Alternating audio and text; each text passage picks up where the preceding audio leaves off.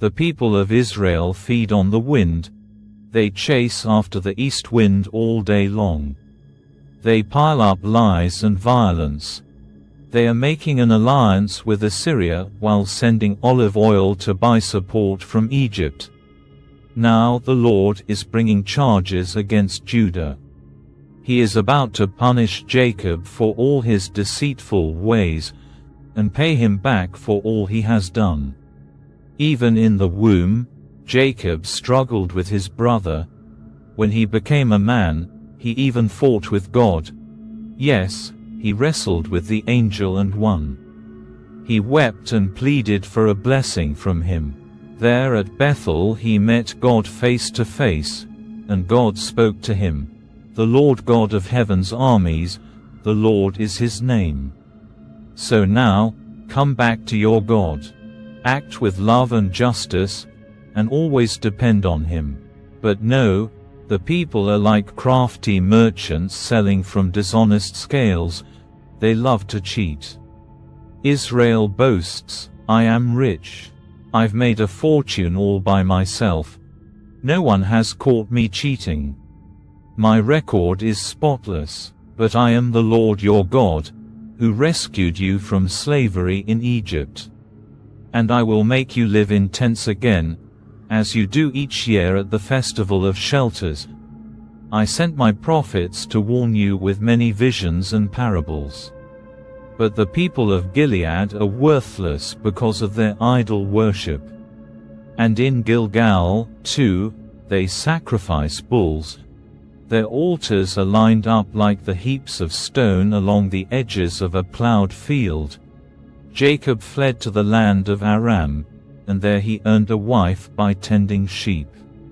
Then by a prophet the Lord brought Jacob's descendants out of Egypt, and by that prophet they were protected.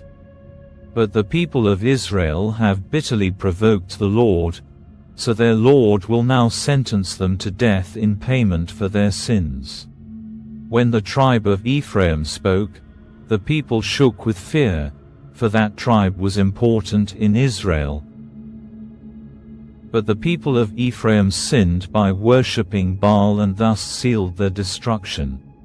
Now they continue to sin by making silver idols, images shaped skillfully with human hands. Sacrifice to these, they cry, and kiss the calf idols. Therefore, they will disappear like the morning mist, like dew in the morning sun, like chaff blown by the wind, like smoke from a chimney. I have been the Lord your God ever since I brought you out of Egypt. You must acknowledge no God but me, for there is no other Savior. I took care of you in the wilderness, in that dry and thirsty land. But when you had eaten and were satisfied, you became proud and forgot me. So now I will attack you like a lion, like a leopard that lurks along the road.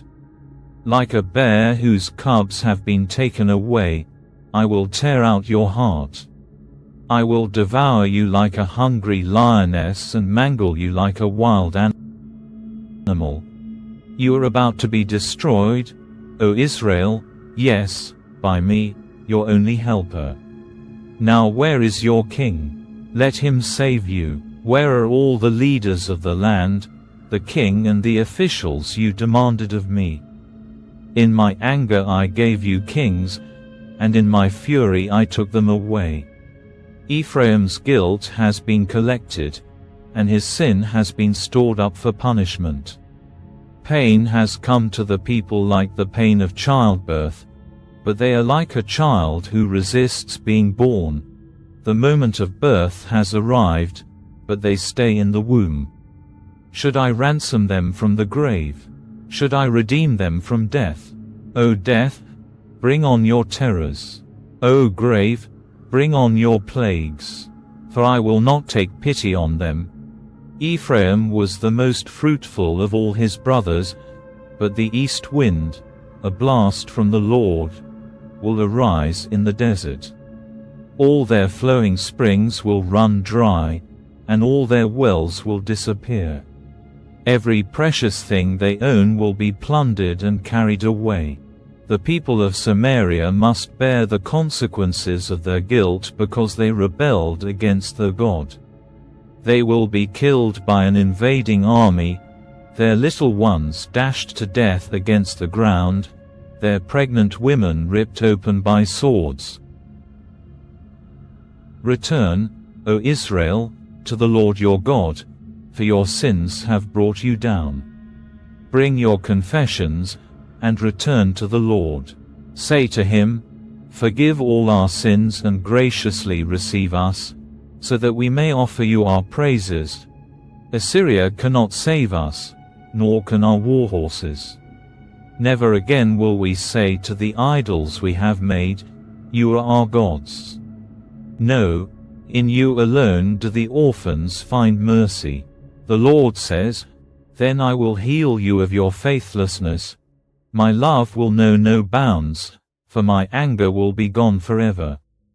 I will be to Israel like a refreshing dew from heaven. Israel will blossom like the lily. It will send roots deep into the soil like the cedars in Lebanon. Its branches will spread out like beautiful olive trees, as fragrant as the cedars of Lebanon. My people will again live under my shade. They will flourish like grain and blossom like grapevines. They will be as fragrant as the wines of Lebanon. O Israel, stay away from idols. I am the one who answers your prayers and cares for you. I am like a tree that is always green. All your fruit comes from me. Let those who are wise understand these things. Let those with discernment listen carefully. The paths of the Lord are true and right, and righteous people live by walking in them. But in those paths sinners stumble and fall.